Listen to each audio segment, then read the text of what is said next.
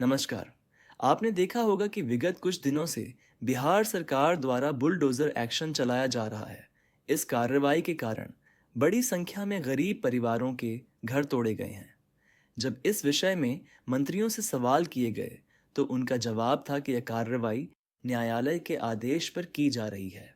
चलिए एक पल के लिए हम मंत्री जी की इस बात को मान भी लें, फिर भी कई गंभीर सवाल स्वतः खड़े हो जाते हैं।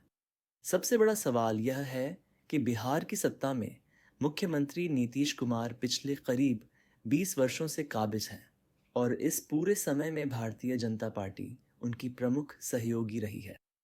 अगर आज अतिक्रमण इतना बड़ा मुद्दा बन गया है, तो क्या कारण है कि पिछले 20 वर्षों में अतिक्रमण नहीं हटाया गया? ये सवाल जब कुछ राजनीतिक जानकारों से पूछा गया, तो उनका मानना है कि भारतीय जनता पार्टी नहीं चाहती कि देश या बिहार में कोई मजबूत दलित नेतृत्व उभर कर सामने आए।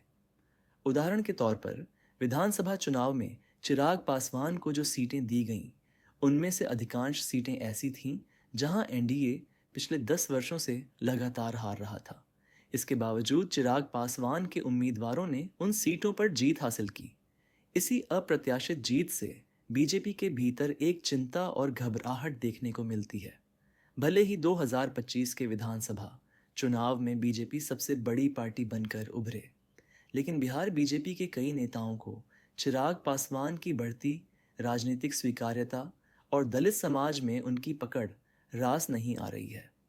राजनीतिक विश्लेषकों का यह भी कहना है कि इसी वजह से दलित बस्तियां और गरीबों के घर निशाने पर हैं, ताकि चिराग पासवान की छवि को नुकसान पहुंचाया जा सके और उसका राजनीतिक लाभ उठाया जा सके। ये केवल प्रशासनिक कार्रवाई नहीं, बल्कि इसके पीछे राजनीतिक मंशा को भी नज़रअंदाज नहीं किया जा सकता। ये पूरा घटनाक्रम बिहार की राजनीति में दलित नेतृत्व, सामाजिक न्याय और सत्ता संतुलन को लेकर कई गंभीर सवाल खड़े करता है, जिन पर खुली और ईमानदार बहस की आवश्यकता है।